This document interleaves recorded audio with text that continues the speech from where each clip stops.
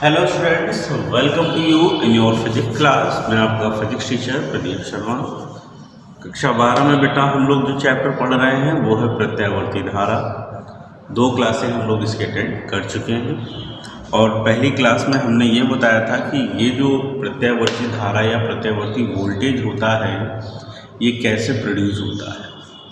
ठीक है, अल्टरनेट यानी प्रत्यावर्ती क्यों है, इसको हमने प्रोड्यूस यानी उत्पन्न करके बताया प्रेरित विद्युत वाहक बल से।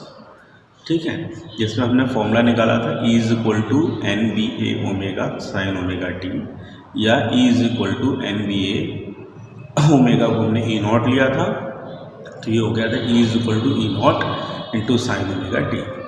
ठीक है, E0 जो था वो विद्युत वाहक बल का अधिकतम मान था, मैक्सिमम वैल्यू थी। तो उसी प्रकार से प्रत्यावर्ती धारा को हमने I = I0 sign omega T और प्रत्यावर्ती वोल्टेज को हमने V = V0 sign omega T से प्रदर्शित किया है। ठीक है, फिर हमने लास्ट क्लास में आपको बताया कि धारा के आधे चक्र में औसत मान क्या होगा और एक चक्र में वर्ग माध्य मूल मान क्या होगा। ठीक है, आज हम लोग पढ़ने जा रहे हैं थोड़ी सी अलग बातें, जिसमें हम लोग पढ़ेंगे फेज डिफरेंस के बारे में, यानी कालांतर के बारे में। कालांतर पढ़ेंगे हम लोग वोल्टेज और धारा के बीच का। ठीक है, यानी किसी प्रत्यावर्ती धारा परिपथ में वोल्टेज और धारा के मध्य का कालांतर। ठीक है, फेज डिफरेंस। देखो एक्चुअल में अगर बेसिक बात समझी जाए तो हमें पता है कि अब जब हम आगे पढ़ेंगे तो प्रत्यावर्ती धारा परिपथों के अलग अलग प्रकारों के बारे में पढ़ेंगे। ठीक है, तो बेसिक बात यह है कि सभी में धारा और वोल्टेज जो होती है वो मूल बिंदु से एक साथ नहीं चलती। मतलब ये होगा कि अगर किसी वैद्युत परिपथ में हमें वोल्टेज को प्रदर्शित करना है तो हम ये लाइन ड्रॉ करते हैं और ये हमारा वोल्टेज को रिप्रेजेंट कर रहा है। ठीक, तो वोल्टेज जो है वो अभी 0 टाइम पर कहाँ पर है, इसका परिमाण 0 है। जैसे ही ये 2 पाई 3 पाई आगे बढ़ेगा तो इसका मान अलग अलग हो जाएगा। ठीक, इसी प्रकार से अगर हम बात कर लें कि धारा जो है वो कभी कभी इस वोल्टेज से आगे भी चलती है और कभी कभी इस वोल्टेज से पीछे भी चलती है। ठीक है, तो अगर मान लेते हैं धारा जो है वो यहाँ से चलना शुरू हो रही है, यहाँ से चलना शुरू हो रही है और कुछ इस प्रकार से चल, तो अब आपको देखने में भी लग रहा है कि धारा और वोल्टेज का जो वक्र है, जो कर्व है, वो समान नहीं है। अर्थात धारा और वक्र में कुछ न कुछ कोणीय अंतर है, जिसे हम लोग कला कह रहे हैं। तो वो जो कोणीय अंतर है, जो फेज डिफरेंस है, जो कालांतर है, वो हम कैसे प्रदर्शित करने वाले हैं ये। ठीक है, तो अगर मान लेते हैं कि इस स्थान पर जो वोल्टेज है वो अपने नियत समय पे अधिकतम हो रहा है और नियत समय पे न्यूनतम हो रहा है, तो ये बिल्कुल सही चल रहा है। तब वोल्टेज के समीकरण को हम अगर लिखेंगे V = V0 sign omega T, तो अब कॉमन सी बात हो गई है, धारा तो इस डायरेक्शन पे नहीं चल रही। धारा क्या कर रही है, वोल्टेज से पहले अधिकतम हो रही है। धारा अगर वोल्टेज से पहले अधिक हो रही है तो इसका मतलब है धारा आगे चल रही है। आगे चल रही तो इसे कहेंगे धारा का जो मान है वो अग्रगामी है। क्या है, अग्रगामी है। ठीक है, तो यहाँ पर जो मान लेते हैं जो धारा है वो कितनी अग्रगामी है, तो हमने मान लिया जो एंगल है वो कितना है, फाई। कितना है, फाई। ठीक है, यानी इस कंडीशन के लिए अगर हमसे बात कहता है तो हम मान लेते हैं अगर वोल्टेज हमारा V = V0 sign omega T है तो धारा उससे 5 डिग्री आगे है। अगर अगली कंडीशन मान लिया जाए धारा यहाँ से चलना प्रारंभ कर दे। ठीक है, अगर धारा ये चलना प्रारंभ कर देगी तो धारा वोल्टेज से क्या होगा, पीछे। अगर धारा वोल्टेज से पीछे हो गई है तो कंडीशन नंबर ए तो थी अग्रगामी, ये किसकी थी, अग्रगामी, यानी धारा क्या है, अग्रगामी है। अब मान लिया I = क्या आ गया, I0 साइन ओमेगा टी -5, तो यहाँ पर धारा क्या है, पश्चगामी। क्या है, पश्चगामी। इससे वोल्टेज से कितनी है, 5, यानी कितना पीछे चल रही है, 5 एंगल जो है ये क्या है, पीछे चल रही है। ठीक है, इस प्रकार से हमारे जो प्रत्यावर्ती धारा परिपथ होते हैं उनमें 3 कंडीशन बनती हैं। पहली कंडीशन ये है, अगर धारा, पहली कंडीशन जो है वो है समान कला की।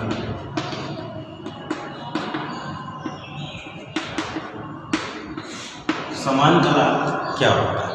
यदि धारा और वोल्टेज दोनों एक ही समय पे अधिकतम और सेम समय पे इनका परिमाण यदि न्यूनतम हो जाए तो हम कहेंगे कि ये दोनों भी किस कला में है? समान कला में है। यानी दोनों के बीच का फेज डिफरेंस क्या है? 0 है। परंतु अगर यदि कहीं कहीं पर जब धारा का मान वोल्टेज से पहले अधिकतम हो जाता है, धारा का मान वोल्टेज से पहले अधिकतम हो जाता है, ठीक है, तो वोल्टेज का मान क्या होता है? न्यूनतम, यानी पीछे हो गया और धारा क्या हो गई? आगे। तब हम कहेंगे कि यहाँ पर धारा क्या है? अग्रगामी है, या वोल्टेज क्या है? वो पश्चगामी है, ठीक है। या कभी कभी या किसी स्थान पर धारा का मान क्या होता है? वोल्टेज से पहले कम हो जाता है और धारा वोल्टेज जो है वो अपने नियत समय पे वही रहता है। तो ऐसी कंडीशन पे धारा क्या होती है? पश्चगामी, और वोल्टेज क्या होता है? अग्रगामी। तो ये हम धारा से लेंगे, ठीक है। हमने क्या लिया? पश्चगामी।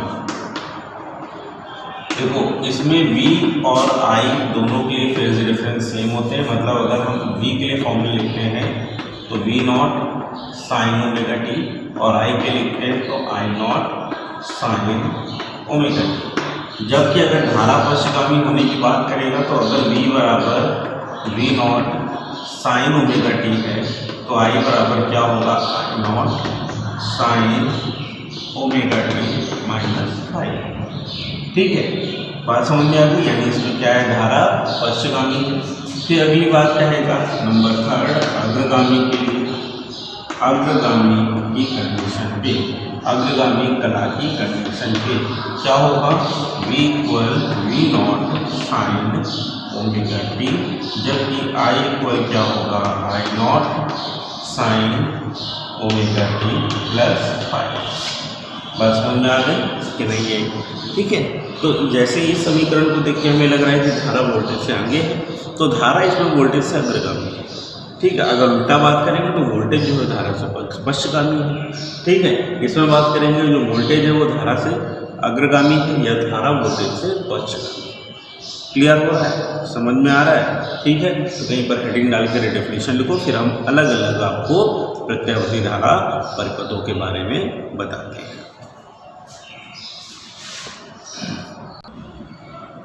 चलिए, तो जैसा कि हमने अभी बात की कि हम भिन्न भिन्न प्रकार के अब क्या करेंगे? प्रत्यावर्ती धारा परिपथों को पढ़ेंगे, ठीक है। उनमें से सबसे पहले हम चलते हैं जो हमारे पास परिपथ है, तो ये सुन लो पहले कि अलग अलग परिपथ कैसे बनते हैं। एक प्रत्यावर्ती धारा परिपथ में हम केवल प्रतिरोध जोड़ सकते हैं या प्रतिरोध जोड़कर बनाते हैं। हम प्रत्यावर्ती धारा परिपथ में संधारित्र यानी जिसकी धारिता C होती है उसको जोड़कर भी उपयोग करते हैं, या हम प्रत्यावर्ती धारा परिपथ में प्रेरकत्व यानी L जोड़कर भी परिपथ को बनाते हैं, ठीक है। अब स्टार्ट कर रहे हैं। जैसे कि हमको एक प्रत्यावर्ती धारा परिपथ दिया है और उसमें केवल शुद्ध प्रतिरोध कैपिटल R आता है, ठीक है। तो इसको लिखेंगे, जब परिपथ में शुद्ध प्रतिरोध कैपिटल R, यानी इस परिपथ में केवल एक प्रतिरोध लगा है और वो क्या है? R लगा हुआ है। तो मान लीजिए कि हमारे पास ये एक प्रत्यावर्ती धारा परिपथ है जिसमें एक प्रतिरोध R लगा है, और इसको हमने एक प्रत्यावर्ती धारा स्रोत V बराबर V0 sin ओमेगा t से जोड़ दिया। ये सिंबल जो है वो प्रत्यावर्ती वोल्टेज का है, यानी जिस परिपथ में आपको प्रत्यावर्ती वोल्टेज प्रवाह करना है उसमें आप ये वाला सिंबल बनाएंगे। अब प्रत्यावर्ती वोल्टेज का जो समीकरण होता है वो होता है V बराबर V0 × sin ओमेगा t, ठीक है। अब इस परिपथ में हमने क्या किया? एक बाह्य प्रतिरोध कैपिटल R जोड़ दिया। तो आपसे पूछा जा रहा है कि इस कैपिटल R से होकर जाने वाली जो धारा है उसका मान क्या होगा। वो धारा वर्चुअल धारा होती है, आइए ले लेंगे। तो पहली कंडीशन पे हम ये लिखेंगे, क्या लिखेंगे, प्रत्यावर्ती धारा परिपथ में प्रवाह, प्रत्यावर्ती वोल्टेज कितना है, V बराबर V0 sign omega T. Language कैसे लिखते हैं वो सुन लो। माना कि एक प्रत्यावर्ती धारा परिपथ है जिसमें प्रत्यावर्ती वोल्टेज V बराबर V0 साइन ओमेगा टी प्रवाह हो रहा है, ठीक है, या जोड़ा है। इसी से श्रेणी क्रम में हमने एक बाह्य प्रतिरोध कैपिटल R जब जोड़ा तो परिपथ का जो विद्युत वाहक जो वोल्टेज है वो क्या है, ठीक है। तो लिखेंगे परिपथ का वोल्टेज,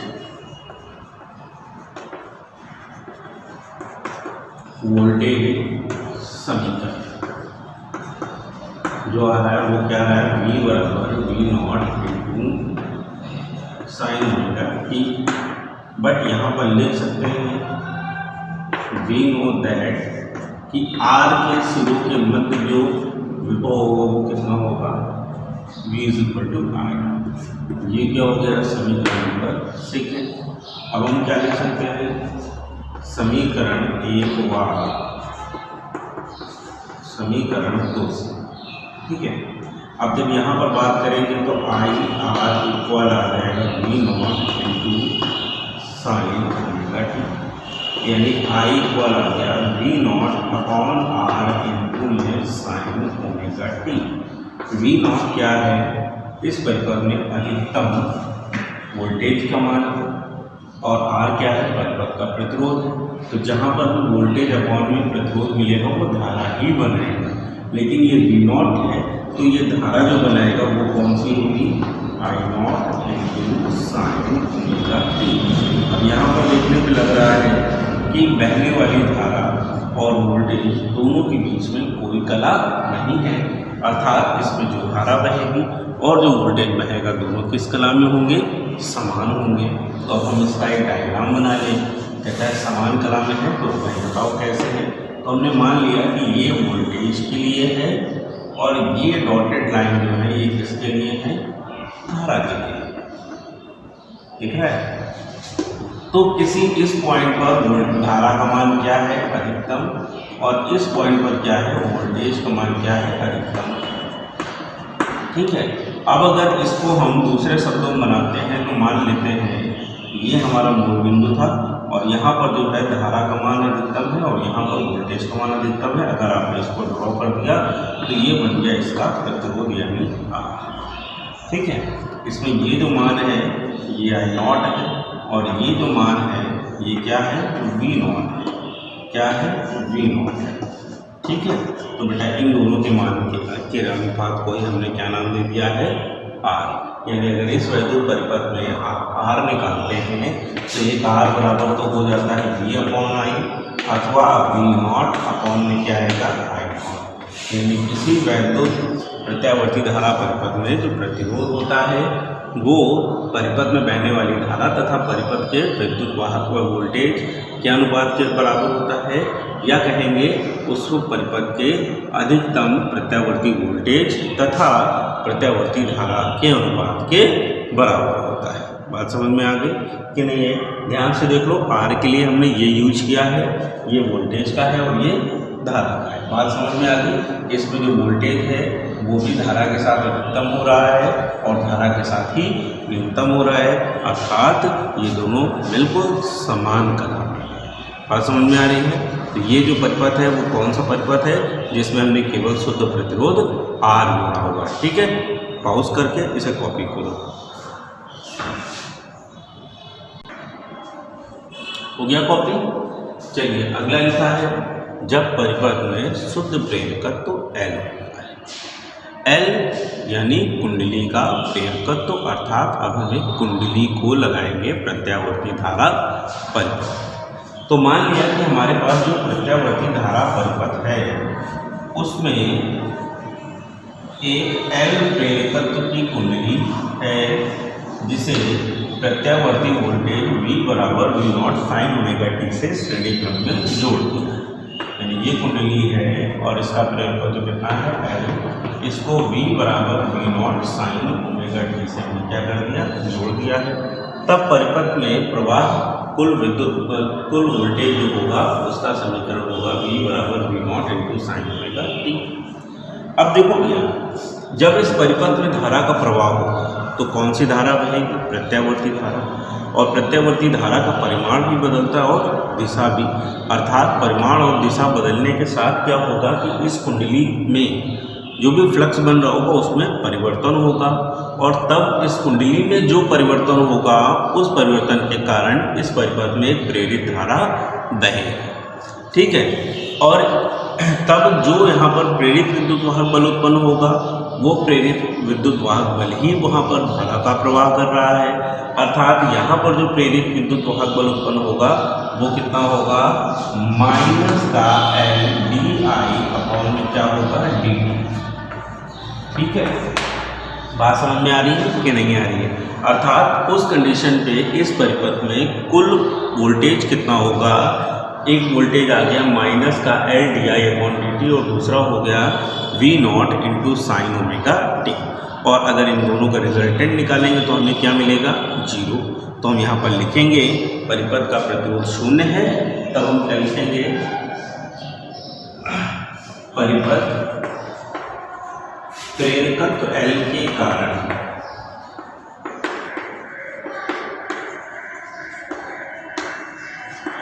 कुंडली में minus L DI upon dt प्रेरित विद्युत वाहक बल उत्पन्न होता है। तब एक तो बनेगा पहले V0 sign omega t minus का L DI अपॉन dt बराबर कुल क्या आ गया? G। यहाँ से आप L into DI upon dt को दूसरी तरफ ले जाएंगे तो पॉजिटिव हो जाएगा और इक्वल आ गया V0 into sine omega T. ठीक है, यहाँ से केवल DI रखो तो DI इक्वल हो जाएगा V0 upon L into sine omega T और इंटू में dt। इसका मतलब हमें इसका क्या करना पड़ेगा? समाकलन। ठीक है, क्या लिखेंगे? तब धारा प्राप्त करनी है, integration of DI equal integration of V0 by L into sine omega T और क्या है dt, यानी DI is equal to V0 by L integration of sine omega T into में क्या गया? dt। चलिए DI का इंटीग्रेशन करेंगे तो क्या आएगा? I V0 अपॉन L और साइन ओमेगा टी करेंगे तो माइनस का कॉस ओमेगा टी और अपॉन में क्या आ गया? ओमेगा। तो ओमेगा कहाँ आ गया? बाहर, यानी I is equal to V0 upon omega L और ये आ गया माइनस का कॉस ओमेगा टी। ठीक है, अब कॉस ओमेगा टी धारा में बेटा जो समीकरण होता है वो तो साइन के रेस्पेक्ट में होता है, यानी धारा के साइन जो हमारे पास होता है साइन कॉस टेन, तो ये साइन के रेस्पेक्ट में होता है। अभी तक हमने जितनी भी धारा या वोल्टेज पढ़ा ये किस में है? कॉस के फॉर्म में है। अगर ये कॉस के फॉर्म में है तो हम इसे साइन के फॉर्म में बदल सकते हैं। कैसे बदलेंगे? तो I is equal to V0 upon omega है। ठीक है, 90 माइनस थीटा कर लें तो यहाँ पर क्या आ जाएगा? माइनस साइन क्या आ जाएगा? पाई बाई 2 माइनस ओमेगा टी। ठीक है, अब इस माइनस को अंदर भेज दो तो यहाँ पर I इक्वल क्या आ गया? V0 upon omega L into में sine omega t minus pi by 2। ठीक, अब देखो जरा ध्यान से, यहाँ पर ये साइन के फॉर्म में बन गया है, मतलब कोई दिक्कत नहीं। ये ओमेगा L जो है तो लिखना, जहाँ ओमेगा L जो है इसे हम लोग बोलते हैं प्रेरण प्रतिघात। क्या बोलते हैं? प्रेरण प्रतिघात। अगर ये प्रेरण प्रतिघात है तो ये एक प्रतिरोध भी है, यानी ओमेगा L जो है इसको XL लिख सकते हैं। क्या लिख सकते हैं? XL। अगर इसको आप XL लिखोगे तो I बराबर आ गया V0 अपॉन XL इंटू में sine omega t minus pi by 2। ठीक है, अब ये जो XL लिखा है तो लिख लेना, यदि वी नॉट अपॉन एक्सएल ही यहाँ पर धारा का प्रवाह कर रहे हैं, तो ये क्या बनाएगा, आई नॉट यानी धारा का अधिकतम मान। तब आई इज इक्वल टू क्या हो जाएगा, I naught into sine omega t minus π/2। समझ में आया? यानी तब उस परिपथ में बहने वाली जो प्रत्यावर्ती धारा होगी वो होगी I is equal to I naught sine omega t minus π/2। Clear है? समझ में आया कि नहीं आया? ठीक है, इसका भी डायग्राम है तो देखो जरा ध्यान से। अब इसमें देखो वोल्टेज तो अपनी जगह से बह रहा है, यानी वोल्टेज जो है वो अपनी ही जगह से क्या हो रहा है, बह रहा है, यानी V is equal to V naught sine omega T. लेकिन धारा जो है वो उससे 90 डिग्री क्या है, पीछे है। धारा क्या है, 90 डिग्री पीछे है। 90 डिग्री का मतलब अधिकतम। इसका मतलब है वोल्टेज जहाँ पे न्यूनतम हो रहा है, धारा वहाँ पे क्या हो रही है, अधिकतम। और वोल्टेज जहाँ पे अधिकतम हो रहा है, धारा वहाँ पे क्या हो रही है, न्यूनतम। डॉटेड बना दिए, ठीक है। फिर इसके बाद वोल्टेज यहाँ पर न्यूनतम हो रहा है तो धारा यहाँ क्या होगी, अधिकतम। और वोल्टेज यहाँ पर अधिकतम हो रहा है तो धारा यहाँ क्या होगी, न्यूनतम। फिर वोल्टेज यहाँ पर अधिकतम हो रहा है तो धारा क्या, न्यूनतम हो रहा है, धारा क्या होगी, अधिकतम। और वोल्टेज आगे जाके यहाँ न्यूनतम होगा तो धारा क्या हो जाएगी, ठीक है। इसका मतलब ये हुआ कि ये वोल्टेज का अधिकतम मान है और यहीं पर धारा क्या है, न्यूनतम मान है, ठीक है। ये धारा का अधिकतम मान है। तो इस प्रत्यावर्ती धारा परिपथ में जो धारा है वो वोल्टेज से क्या है, 90 डिग्री आगे। जो धारा है वो वोल्टेज से क्या है, 90 डिग्री आगे है। अगर इस वैद्युत परिपथ में धारा जो है वो वोल्टेज से 90 डिग्री आगे है तो अब हम क्या करते हैं, कैसे निकालते हैं, ठीक है। तो देखो थोड़ा सा ध्यान से, इसके लिए ग्राफ यहाँ पर बना देता हूँ, ठीक है। देखना, धारा हमारी जो अधिकतम हो रही है यहाँ पर और वोल्टेज अधिकतम हो रहा है यहाँ पर। तो ये जो हो गया वो हो गया वी आर वी नॉट और ये जो हो गया वो हो गया आई नॉट, ठीक है। यहाँ पर धारा हमारी जो हो रही है वो अधिकतम हो रही है और यहाँ पर वोल्टेज जो है वो हमारा अधिकतम हो रहा है। तो ये डायरेक्शन जो है वो किसको रिप्रेजेंट करेगी, वी नॉट को, और ये जो डायरेक्शन होगी वो किसको रिप्रेजेंट करेगी, आई नॉट को, ठीक है। और दोनों के बीच का जो एंगल है वो कितना आ गया, π/2। कितना आ गया, π/2। बात समझ में आ गई कि नहीं आई? ध्यान से समझ लो, ध्यान से देख लो कि यहाँ पर वोल्टेज से धारा जो है वो 90 डिग्री पीछे है। पीछे वाले में दोनों एक ही डायरेक्शन पे थे, मतलब धारा जिस दिशा में चल रही थी वोल्टेज भी उसी दिशा में चल रहा था। धारा जब अधिकतम हो रही थी तो वोल्टेज भी तब अधिकतम हो रहा था, ठीक है। तो समीकरण याद रखो कि जब परिपथ में प्रेरकत्व यानी एल यानी एक कुंडली लगी होती तो धारा जो होती है वो वोल्टेज से 90 डिग्री पीछे होती है, 90 डिग्री पीछे होती। पूरा फाई जो है वो सीधा किस में चेंज हो गया, 90 डिग्री में, ठीक है। कॉपी करो फिर आगे बढ़ते हैं।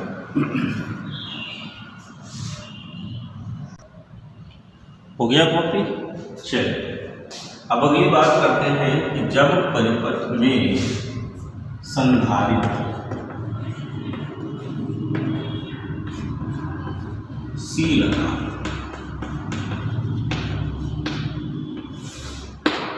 जब परिपथ में संधारित्र C लगा है तो क्या होगा, तो माना कि एक प्रत्यावर्ती धारा परिपथ है जिसमें एक संधारित्र जिसकी धारिता C है को जोड़ा गया है, ठीक है, को प्रत्यावर्ती वोल्टेज से श्रेणी क्रम में जोड़ा गया है। अब प्रत्यावर्ती वोल्टेज का जो समीकरण होता है वो V बराबर होता है V naught sine omega T और संधारित्र जो है उसकी धारिता क्या होती है, C। तो लिखेंगे तब प्रत्यावर्ती